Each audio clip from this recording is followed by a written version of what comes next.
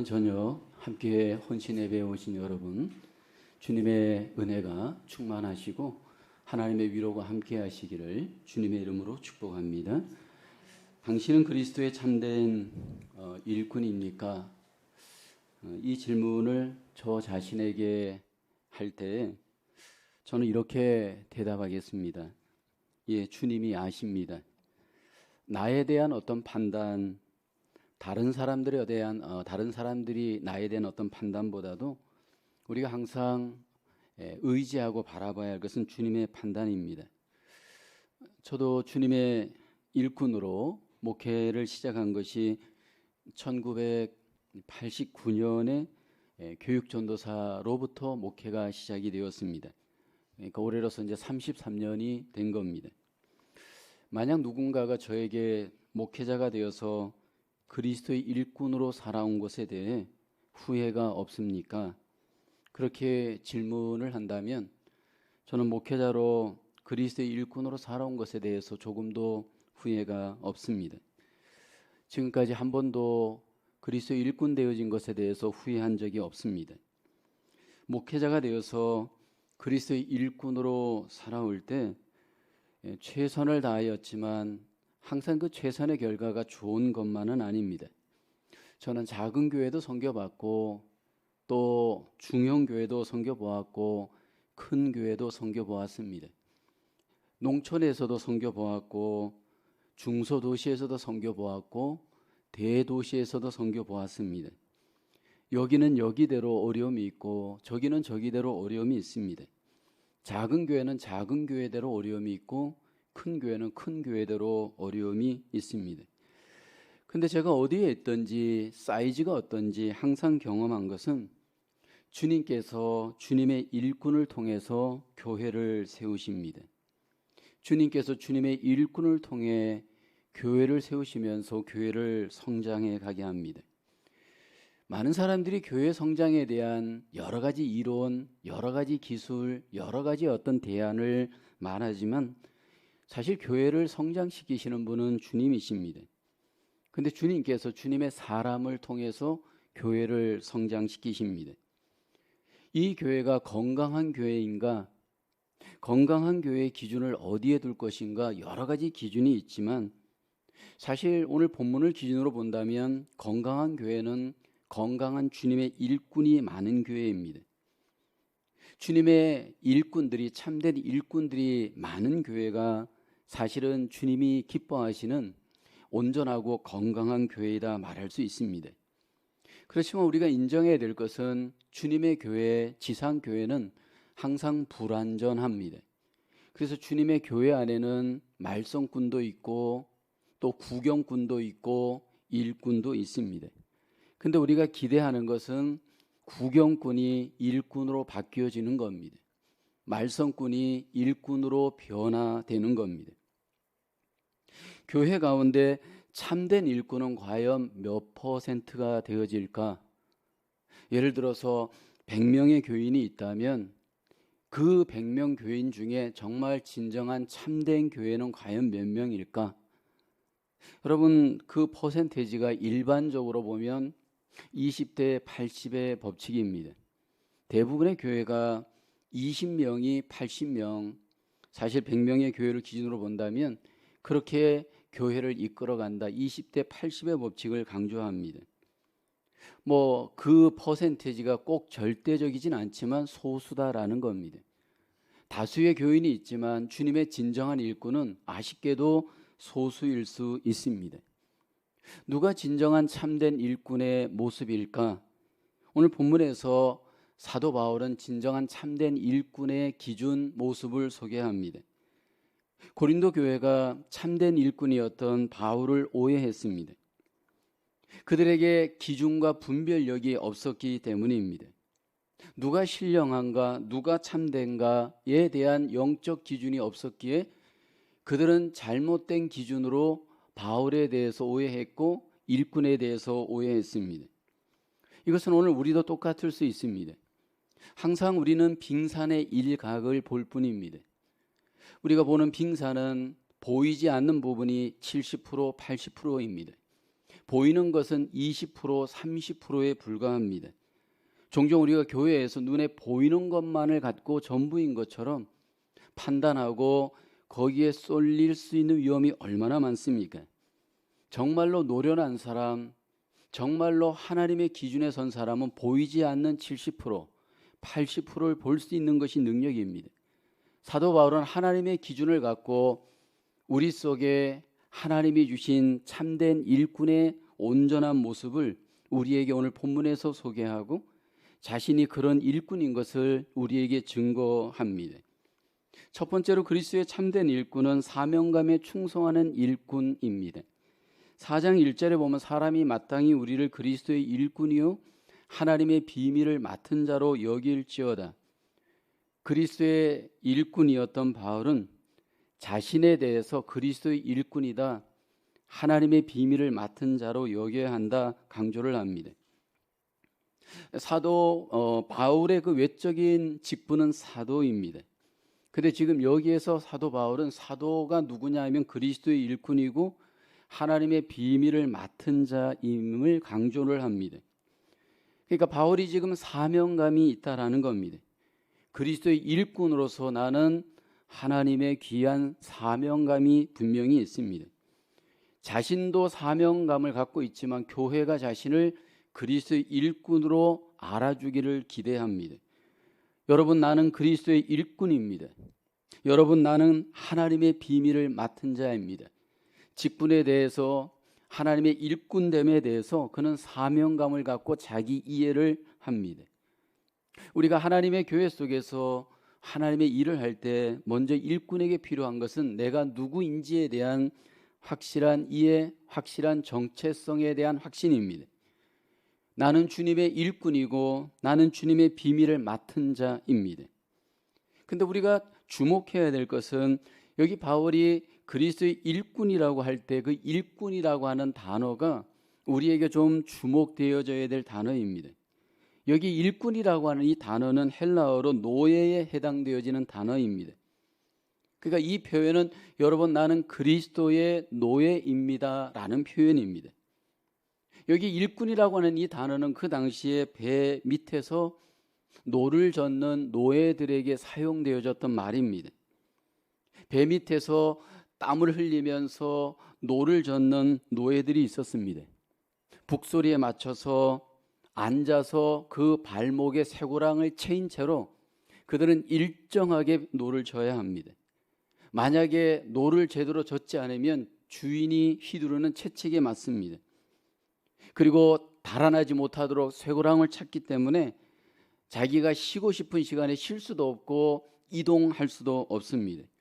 철저히 구속당하여서 노예가 된 채로 그렇게 노를 젓는 노예, 그 단어를 바울이 사용합니다. 그리스도의 일꾼이란 그리스도에게 구속당한 채로 그리스도를 위해서 살아야 될 사람이 그리스도의 노예입니다. 정말 그 사람이 그리스도의 노예, 그리스도의 일꾼인가? 무엇으로 그 일꾼됨을 증명할 수 있나요? 바로 충성입니다. 2절에 보면 그리고 맡은 자들에게 구할 것은 충성이니라. 여기 일꾼들이 충성으로 일꾼됨을 증명합니다. 그래서 바울은 복음에 대해서 충성하였고요, 교회에 대해서 충성하였습니다. 정말 이 사람이 충성된 일꾼인가 아닌가는 어떻게 알 수 있나요? 바울은 충성된 그리스도의 일꾼이었는데 그 충성됨의 기준을 사람에게 두지를 않습니다. 오직 자기를 부르시고 일꾼으로 삼아주신 예수 그리스도의 판단과 심판에 자기를 맡깁니다. 그래서 3절에 이렇게 고백하죠. 너희에게나 다른 사람에게나 판단받는 것이 내게는 매우 작은 일이라. 나도 나를 판단하지 아니하노니 라고 합니다. 당시에 사람들이 특별히 고린도 교회 성도들이 바울을 판단했습니다. 근데 대표적인 잘못된 판단이 두 가지입니다. 바울은 그리스도의 일꾼이 아니다 판단했습니다. 바울은 이단이다라고 엉뚱한 판단을 했습니다. 왜냐하면 그들이 잘못된 기준으로 바울을 판단했기 때문입니다. 바울을 판단했던 사람들은 누구냐 하면 영적으로 지극히 어린 아이의 사람들이었습니다. 거짓 그리스도인들이었습니다. 이런 판단을 받을 때 사도 바울은 흔들리지 않습니다. 오직 나를 판단하실 이는 주님이십니다. 그 주님의 판단 앞에 자기를 맡기고 그는 충성하였습니다. 여러분, 이것이 오늘 우리 하나님의 일꾼들, 주님의 일꾼들의 참된 충성의 모습입니다. 일희일비하지 않습니다. 사람들이 이런다고 이렇고 저런다고 저렇고 왔다 갔다 하지 않습니다. 절대적인 주님의 시선만을 의지하면서 가는 주님의 일꾼이 바로 참된 일꾼입니다.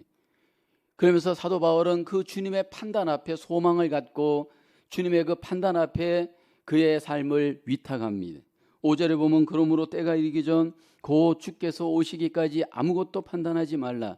그가 어둠에 감추인 것들을 드러내고 마음의 뜻을 나타내시리니 그때 각 사람에게 하나님으로부터 칭찬이 있으리라. 주님의 그 판단, 주님의 그 상 주시는 그때에 사도 바울은 모든 것들이 밝히 드러날 것을 기대하고 있습니다. 그리고 그 주님을 바라보면서 일희일비하지 않고 오직 주님 중심으로 충성하였습니다. 주님의 일꾼으로서 주님을 바라보고 충성할 때 우리는 어떻게 충성을 해내야 할까요? 성경을 보면 지극히 작은 일부터 충성해내야 됩니다.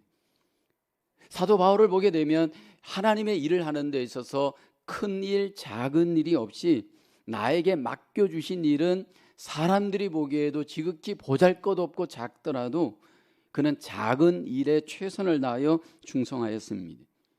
우리가 함께 교회를 세워가는 데 있어서 교회는 다양한 주님의 일들이 있고 우리에게 맡겨졌습니다. 그 다양한 주님의 일들을 주님이 우리에게 맡기면서 우리에게 원하는 것은 작고 크고의 문제가 아니라 그 맡은 일에 충성하는 겁니다. 목자를 맡았다면 충성해야 되고 교사이든 찬양대이든 안내이든 반주이든 방송이든 기도이든 봉헌이든 재정이든 식당이든 그 자리가 어떤 자리이든지 간에 그 자리에 주님께서는 우리에게 원하는 것이 충성하는 겁니다. 지극히 작은 일이라 할지라도 충성하는 것, 그것이 주님이 일꾼들에게 기대하는 자세입니다. 오직 주님만의 시선을 기대하면서 우리는 충성해야 할 줄로 믿습니다. 충성할 때 우리에게 두 가지 성경으로 볼 때 조심해야 될 충성의 자세가 있습니다. 여러분, 충성은 준비로부터 시작이 되어집니다. 모든 일을 우리는 충성스럽게 감당하기 위해서는 게으름 갖지 않고 잘 준비함으로 주님 앞에 충성해야 됩니다. 만약 우리가 맡은 일에 게으르게 되어지면 그 맡은 일로 인해서 반드시 누수 현상이 일어납니다. 그로 인해서 남에게 피해가 가고 교회 공동체에 해가 갈 수 있습니다. 예를 들어서 저는 설교를 맡았다면 설교 맡은 일에 충성하는 것은 준비로부터 시작이 되어집니다. 새벽 기도이든 수요 예배이든 그것이 금요 기도이든 아니면 뭐 어떤 소그룹이든 아니면 대그룹 주일 예배이든 최선을 다해서 준비해야 됩니다. 그래서 저도 이 부분에 있어서 하나님 앞에 지금까지 부끄러움이 없도록 최선을 다해서 준비하고 또 준비합니다.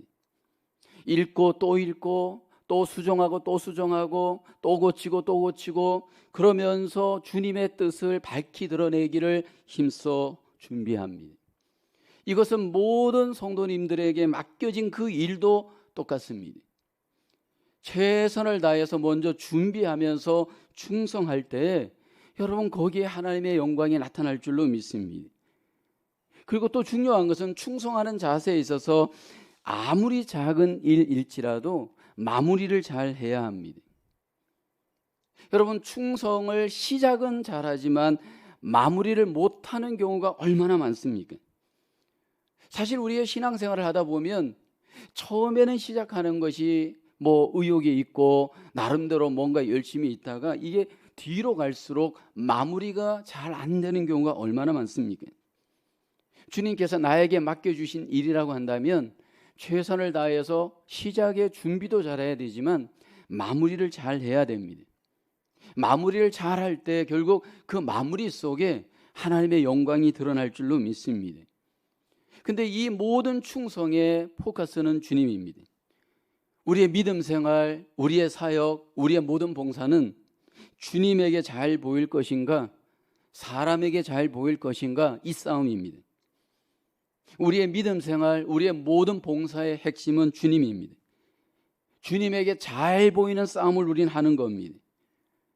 끝까지 주님 앞에 충성스럽게 그 판단 앞에 부끄러움이 없는 충성된 주님의 일꾼으로 하나님 앞에 우리를 항상 들여가시는 주의 일꾼으로 승리하시기를 주님의 이름으로 축복합니다. 두 번째로 그리스도의 참된 일꾼, 말씀 중심으로 행하는 일꾼입니다. 오늘 본문 6절을 보면 형제들아 내가 너희를 위하여 이 일에 나와 아볼로를 들어서 본을 보였으니 이는 너희로 하여금 기록된 말씀 밖으로 넘어가지 말라 한 것을 우리에게서 배워라고 합니다. 이 고린도 교회를 개척한 일꾼이 바울입니다. 사도행전 18장에 보면 바울이 브리스길라와 아굴라와 함께 고린도 교회를 개척합니다. 그때 바울이 텐트 메이킹을 합니다. 힘들게 수고하면서 돈을 벌면서 자급자족하면서 교회를 개척하였습니다. 그리고 바울이 떠나고 난 뒤에 아볼로라고 하는 사람이 와서 또 고린도 교회를 섬겼습니다. 바울과 아볼로가 고린도 교회를 섬길 때 고린도 교회를 섬기는 핵심은 말씀이었습니다. 항상 성경으로 시작하였고 성경으로 진행하였고 성경으로 마쳤습니다.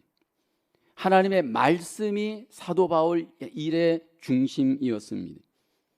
그래서 성경 13권을 보면 바울이 교회에 어떤 문제가 있거나 어려움이 생길 때 솔루션은 항상 성경입니다. 사도 바울의 사역의 핵심, 사역의 중심은 성경입니다. 우리가 하나님의 일꾼으로 사역을 할 때 항상 말씀이 중심이 되어야 됩니다. 항상 말씀이 가는 곳까지 가야 되고 말씀이 멈추는 곳에서는 우리는 멈춰야 됩니다. 말씀이 우리의 사역의 핵심이 되어질 때 하나님의 영광이 나타납니다. 과연 내가 하나님의 말씀 중심의 사역자인가 아닌가 어떻게 우리는 알 수 있나요? 사역을 할 때 말씀 중심의 사람은요, 항상 성경에 있는 하나님의 뜻이 중심이 되다 보니까 겸손할 수밖에 없습니다. 여러분, 성경을 읽는다고 말씀 중심이 아닙니다. 성경을 많이 안다고 말씀 중심이 아닙니다. 성경을 많이 말한다고 말씀 중심이 아닙니다. 많은 분들이 오해하는 것이 성경 지식을 많이 알고 성경을 많이 말하고 성경을 많이 이렇게 나누면 나는 말씀 중심이다 오해합니다. 여러분, 말씀 중심의 사람은요, 하나님의 마음을 알아서 그 마음 속에 항상 하나님의 말씀이 우선되고 중심이 되어진 그 마음 중심의 자세가 말씀 중심의 사람의 특징입니다. 성경이 중심인 사람은 그 마음에 항상 그 마음이 하나님의 마음을 앞세웁니다. 고린도 교회가 지금 바울에게 책망을 받는 이유가 뭐냐 하면 성경 중심이 되지 못했습니다. 교만한 마음으로 앞세우면서 자기를 자랑하는 자들이 중심이었습니다. 7절을 보십시오. 누가 너를 서로 6절 하반절을 보면 대적하여 교만한 마음을 갖지 말게 하려 함이니 라고 말하면서 7절에 가보면 누가 너를 남달리 구별하느냐, 내게 있는 것 중에 받지 않은 것이 무엇이냐, 내가 받았은즉 어찌하여 받지 않은 것 같이 자랑하느냐. 이 고린도 교회가 자기를 자랑했습니다. 그들은 지식을 자랑했습니다. 은사를 자랑했습니다. 특별히 방언의 은사를 막 자랑하잖아요. 여러분, 성경이 그 안에 중심이 되지 않은 사람의 특징이 뭐냐 하면 나를 자랑하는 일에 앞세웁니다. 하나님의 말씀이 그 마음에 있는 사람은 여러분, 하나님이 중심이 될 수밖에 없고 하나님이 언제나 그에게 우선될 수밖에 없습니다. 그런데 여기 이들은 이미 자기가 왕이 되어 있습니다. 그래서 오늘 본문 8절을 보면 고린도 교회가 이미 왕이 되어 있다라고 바울이 탄식하고 있습니다. 여러분, 성경이 우리 안에 들어가면 성경이 중심이 되어진 사람은 그 마음이 절대로 왕이 될 수 없습니다. 하나님의 일꾼으로서 우리가 항상 교회에서 섬기고 봉사할 때 항상 적은 우리 자신입니다. 우리 자신을 자꾸만 높이려고 하고 있고 내가 대접받으려고 하는 이 왕의 근성이 우리 안에 있습니다. 우리가 성경을 따르고 주님의 그 뜻을 따르다 보면 나를 부인하는데, 그렇지 않으면요 자꾸 내가 왕 대접받으려고 합니다.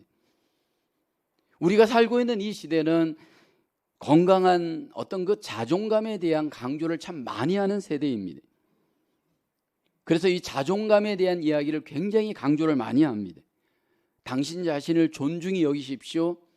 당신 자신을 사랑하십시오. 이런 말들 우리가 많이 듣습니다. 물론 우리는 우리 자신을 존중히 여겨야 됩니다. 그런데 우리 자신을 숭배해서는 안 됩니다. 하나님의 말씀이 우리에게 들어오고 그 말씀이 중심이 되어진 사람은 우리 안에 누구를 먼저 숭배하고 따르냐면 주님입니다. 그것이 바로 겸손입니다. 여러분, 우리가 하나님의 교회를 섬기고 하나님의 나라를 섬길 때 첫째도 겸손, 둘째도 겸손, 셋째도 겸손이다 저는 말하고 싶습니다.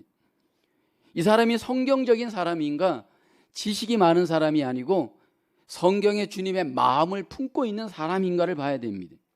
그래서 오늘 사도 바울은 그 성경이 중심이 되다 보니까 자기를 어디에 두어야 될지 위치를 납니다. 일을 할 때 일꾼으로서 사도 바울은 자기를 항상 끄트머리에 두었습니다. 오늘 본문 9절을 보십시오. 내가 생각하건대 하나님이 사둔 우리를 죽이기로 작정된 자 같이 끄트머리에 두셨음에 우리는 세계 곧 천사와 사람에게 구경거리가 되었노라. 여기 끄트머리의 자리는 그 당시에 누구의 자리였느냐 하면 종의 자리였습니다. 끄트머리는 항상 제일 마지막 제일 아래의 자리입니다. 그 자리는 종의 자리이고 종은 그 자리에 왜 있어야 되느냐 하면 주인이 시키면 심부름하기 위해서 항상 끄트머리였습니다. 물시중하면 끄트머리에 있는 종이 가서 물을 떠와야 됐습니다. 춤을 추려면 그 끄트머리에 있는 종이 일어나서 춤을 춰야 됐습니다. 이게 그리스도의 참된 일꾼입니다. 여러분, 그리스도의 참된 일꾼들은 항상 그 중심에 성경이 있고 그 성경의 중심이 있다 보니까 항상 자기 자신을 하나님께 내려놓고 겸손하게 끄트머리에 앉는 자입니다. 우리 주님께서 이 땅에 오셔서 항상 강조한 것이 자신을 낮추고 끄트머리에 두셨습니다. 사도 바울이 그랬습니다. 우리가 함께 하나님의 교회를 섬기는 일꾼으로 하나님 앞에 드릴 때 내 안에 말씀이 중심이 되어져 주님의 마음이 우리에게 겸손으로 적용될 수 있기를 주님의 이름으로 축복합니다. 지식을 앞세우거나 기술을 앞세우거나 은사를 앞세우거나 직분을 앞세우는 것이 아니고 항상 말씀을 앞세우고 주님의 그 마음을 앞세워서 겸손하게 우리가 주님의 일꾼 되어질 때 하나님의 놀라운 영광이 우리를 통해 나타나게 될 줄로 믿습니다. 세 번째로 그리스도의 참된 일꾼은 오직 그리스도 때문에 고난받는 일꾼입니다. 오늘 본문 10절을 한번 보겠습니다. 같이 한번 읽어볼까요? 시작. 우리는 그리스도 때문에 어리석으나 너희는 그리스도 안에서 지혜롭고 우리는 약하나 너희는 강하고 너희는 존귀하나 우리는 비천하여. 여기 우리가 주목할 단어는 그리스도 때문에라는 단어입니다. 바울은 그리스도 때문에 어리석습니다. 그리스도 때문에 약합니다. 그리스도 때문에 비천합니다. 그런데 여러분, 고린도 교회는 그 반대였습니다. 한마디로 얘기하면 사도 바울은 그리스도 때문에 세상적으로 얘기하면 바보 같은 삶을 그는 살았습니다. 세상적으로 인정받는 사람의 모습은요, 자신에 대해서 지혜롭고 강하고 존귀한 자로 인정받는 것, 그렇게 자기를 내세우는 것입니다. 근데 사도 바울을 보면 철저히 그리스도 때문에 자기 자신을 내려놓습니다. 그러면서 바울은 이렇게 자기를 소개하죠. 13절에 보면, 끝에 보면 우리가 지금까지 세상의 더러운 것과 만물의 찌꺼기 같이 되었도다. 그리스도의 일꾼된 사도 바울의 위치가 만물의 찌꺼기 같다라고 고백합니다. 쉽게 얘기하면 쓰레기 같은 존재로 자기를 인정받는 자리에 내어놓았다라는 겁니다. 여러분, 여기에 무슨 자존심이 있습니까? 여기에 무슨 명예욕이 있습니까? 여기에 어디 그를 드러내려고 하는 마음이 있습니까? 철저하게 자기를 그리스도 때문에 다 내어준 겁니다.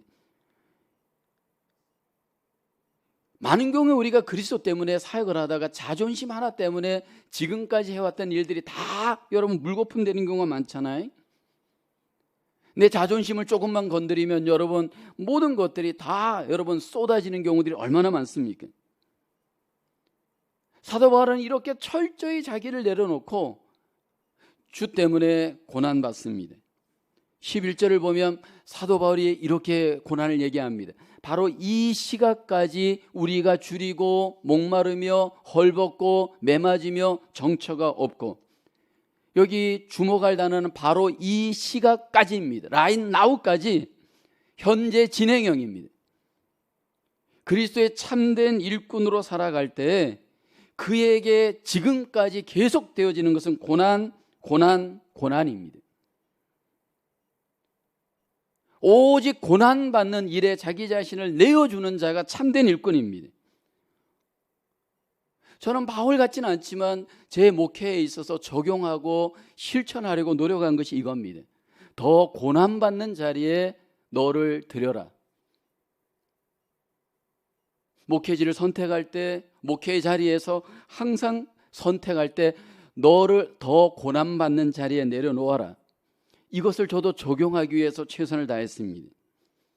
아마 여러분들 중에도 그런 분들이 있을 겁니다. 그리고 우리 자신들을 테스트할 수 있는 게 바로 고난입니다. 여러분, 고난 앞에 가보면 진짜인지 가짜인지가 증명이 됩니다. 고난 앞에 나의 마음, 나의 자세, 나의 태도가 나를 여러분 알 수가 있습니다. 참된 일꾼인가 가짜 일꾼인가, 고난 앞에 가보면 대부분 여러분 도망가려고 하고 피해가려고 하고 포기하려고 합니다. 근데 사도 바울은 그렇지 않았습니다. 저는 교회 속에서 많은 분들이 주님을 위해서 고난받으며 희생하며 섬기는 일꾼들을 봅니다. 어떤 분들은 고난받는 교회를 위해서 물질적으로 손해를 감수하시는 분들이 계십니다. 어떤 분들은 교회를 위해서 자기의 시간과 몸을 아낌없이 고난받으면서 희생하시는 분들이 계십니다. 사실은 이런 분들 때문에 교회가 결국 세워집니다. 그래서 저는 할 수만 있다면 우리에게 주어진 은사, 우리에게 주신 선물을 통해서 약한 교회, 가난한 교회, 개척교회, 어려운 교회를 섬겨라, 그렇게 저는 권면을 합니다. 우리가 하나님 앞에 부름받아서 주님의 귀한 일꾼으로 쓰임받을 때 여러분, 그 고난의 자리가 나를 필요로 하는 자리라고 한다면 우리를 드리면서 고난받을 수 있기를 주의 이름으로 축원합니다. 어떤 분들은 고난받는 자리에서 이렇게 불평할 수 있습니다. 왜 하필이면 납니까? 많은 사람들이 있는데 왜 내가 고난을 받아야 합니까? 그렇게 질문하시는 경우가 있습니다. 우리가 십자가 앞에 나를 돌아볼 때 주님께서 죄인 되었던 나를 위해서 아낌없이 십자가에서 고난받으시고 피 흘리셨습니다. 그리고 나를 죄에서 구원해 주셨습니다. 나를 마귀에서 구원해 주셨습니다. 나를 세상으로부터 건져 주셨습니다. 그리고 건전의 나를 향한 주님의 그 놀라운 목적이 있습니다.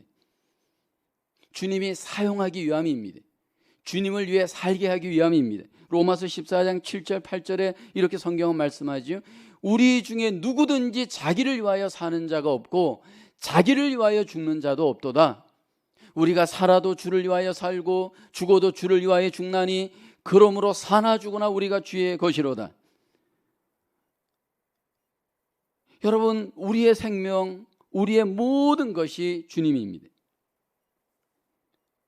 주님께서 나를 원하실 때, 필요로 할 때 비록 고난이 있더라도 아낌없이 나를 내어주면서 주님을 위해 나를 드릴 수 있는 저와 여러분 되기를 주의 이름으로 축원합니다. 근데 여러분, 그 다음에가 문제입니다. 이렇게 헌신했습니다. 이렇게 희생했습니다. 이렇게 수고했습니다. 그 뒤에 문제는 사람들이 나를 왜 안 알아주느냐는 겁니다. 오늘 고린도 교회가 사도 바울이 그렇게 최선을 다하여서 텐트를 만들어 팔면서 교회를 개척하고 그렇게 최선을 다하여서 희생하면서 고난받으면서 교회를 섬겼는데 아무도 바울을 알아주지 않았습니다. 아니, 대적했습니다. 비난했습니다. 공격했습니다. 여러분, 그런 일이 나에게도 우리에게도 있을 수가 있습니다. 바울이 돈을 받지 않고 교회를 섬겼더니 바울이 뭐가 뒤가 구린 게 있으니까 돈을 안 받겠지, 뭐 이런 식으로 바울을 공격합니다. 그러니까 여러분, 바울이 고난받은 것이 전부 다 엉뚱하게 해석이 되어져 버린 겁니다. 근데 여러분, 그런 오해가 현재 우리 교회 속에서도 나에게도 일어날 수가 있습니다. 여러분, 이런 판단을 받을 때, 이런 오해를 받을 때 상처받았다라고 우리는 종종 얘기합니다. 근데 사도 바울은 어디에도 나 상처받았다라고 하는 표현이 없습니다. 여러분, 믿음 생활하면서 상처받았다라는 말은 굉장히 위험한 말입니다. 왜냐하면 주님께서 우리에게 주신 은혜가 얼마나 큰데 우리가 상처받았다는 말로 그 은혜를 제한합니까? 사도 바울은 그런 적이 없습니다. 자기를 오해하고 대적하고 공격할 때마다 그럼에도 불구하고 더 고난받는 자리에 자기를 내어주면서 희생하였습니다. 왜요? 주님이 나를 부르셨기 때문입니다. 왜요? 나는 주님의 것이기 때문인 줄로 믿습니다. 왜요? 나의 삶의 목적이기 때문입니다. 오늘 이 시대가 너무나도 영성이 가볍게 흘러가고 있습니다. 너무나도 쉽게 가고 있습니다. 그리고 그것들이 마치 옳은 것처럼 여기면서 많은 분들이 그 방향으로 가고 있습니다. 오늘 우리에게 필요한 것은 다시 성경으로 돌아가 주님이 우리에게 말씀하신 참된 그리스도의 일꾼으로 나를 세워가는 일인 줄로 믿습니다. 우리가 그리스도의 참된 일꾼으로 하나님의 교회를 세울 때 이 지상에 하나님의 교회가 하나님의 뜻대로 세워지게 되는 줄로 믿습니다. 여러분, 교회가 점점 위기를 맞고 있고 교회가 점점 쇠퇴하고 있고 침체하고 있습니다. 여러 가지 이유가 있지만 단 하나 원인은 교회들마다 참된 일꾼이 없기 때문입니다. 여러분, 우리가 참된 일꾼으로 교회를 세우고 하나님 앞에 영광을 돌릴 수 있기를 주의 이름으로 축복합니다. 주님이 나에게 맡겨주신 일에 우리가 주님의 판단과 시선을 바라보면서 충성하기를 주님은 우리에게 기대하십니다. 어떤 정황에서도 주님의 말씀이 우리의 중심이 되어져 겸손하게 주님의 마음으로 주님의 일을 섬길 수 있는 일꾼이 되어야 할 줄로 믿습니다. 그리스도 때문에 고난받으며 끝까지 주님의 일에 충성하는 주님의 귀한 일꾼으로 승리하기를 원합니다. 2023년 한 해 동안 우리에게 어떤 고난이 있더라도 맡겨주신 주님의 직분을 함께 충성하며 신실하게 잘 감당하여 하나님께 영광을 돌리고 교회를 세워가시는 저와 여러분 되어질 수 있기를 주님의 이름으로 축원합니다. 이 시간 우리 함께 잠깐 한 30초 정도 결단하며 기도하겠습니다. 주님, 맡겨주신 이 귀한 직분을 갖고 이 일에 충성하는 한 해가 되겠습니다. 하나님, 내가 말씀이 중심이 된 겸손한 일꾼이 되겠습니다. 세 번째, 나는 그리스도 때문에 고난받으며 그리스도 때문에 모든 일을 항상 하나님 섬기며 사역하며 봉사하겠습니다. 우리 함께 적용을 위해 하나님 앞에 결단하며 30초에서 1분 정도 우리 합심하여 함께 기도드리겠습니다. 기도하십니다.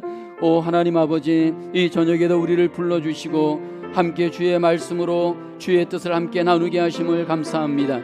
2023년을 맞이하여 하나님 저희에게 귀한 직분을 허락하시고 함께 하나님의 몸된 교회를 섬기게 하심을 감사합니다. 하나님 아버지, 사도 바울처럼 우리가 그리스도의 참된 일꾼으로 하나님의 교회를 섬기게 하여 주시옵소서. 아버지 하나님, 맡긴 자들에게 구할 것은 충성이라고 하였습니다. 하나님 아버지, 우리가 충성스러운 주님의 일꾼으로 하나님 앞에 드려지게 도와주시옵소서. 오직 주의 말씀이 우리의 중심이 되게 하시고 말씀 중심의 일꾼으로 하나님 앞에 언제나 겸손하게 우리 자신을 드릴 수 있도록 하나님 우리를 인도하여 주시옵소서. 하나님, 그리스도 때문에 우리가 고난받으며 그리스도 때문에 온전히 우리의 삶을 희생하며 사도 바울처럼 하나님 앞에 드려질 수 있는 아버지요 저희들 되게 하여 주시옵소서. 하나님의 몸된 교회를 통하여 하나님의 놀라우신 영광이 나타나게 하시고 하나님의 뜻이 우리의 섬김을 통해 이루어질 수 있도록 오 하나님 축복하여 주시옵소서. 은혜가 풍성하신 하나님, 2023년 뉴욕 마나임 선교교회 하나님 재직 헌신 예배를 통해서 하나님께 영광을 돌릴 때 오늘도 우리가 고린도전서의 말씀을 통해 주의 뜻을 함께 받고 함께 하나님 기도하며 적용하기를 소원합니다. 하나님, 주님이 나에게 맡겨주신 그 모든 직분, 그 일을 하나님 충성스럽게 감당하는 주의 일꾼 되게 하여 주시옵소서. 지극히 작은 일에서부터 준비하며 마무리까지 충성하여 하나님의 인정과 상을 받는 주님의 일꾼들 되게 하여 주시옵소서. 하나님, 우리에게 말씀을 주셨사오니 항상 말씀이 우리의 마음의 중심이 되게 하시고 사역의 중심이 되게 하셔서 항상 겸손하게 주의 뜻대로 사역할 수 있는 주의 일꾼들 되게 하여 주시옵소서. 하나님, 우리가 그리스도 예수 때문에 구원받고 하나님의 일꾼 되었사오니 예수 그리스도 때문에 고난받으며 예수 그리스도 때문에 우리 자신을 항상 내려놓고 주님만을 드러낼 수 있는 신실한 주의 일꾼들 되게 하여 주시옵소서. 2023년 한 해가 모든 주의 일꾼들로 인해서 하나님의 교회가 건강하게 세워져가는 복된 한 해 건강한 교회가 되어질 수 있도록 은혜 베풀어 주시옵소서. 모든 것을 감사하고 예수님의 이름으로 기도하옵나이다. 아멘.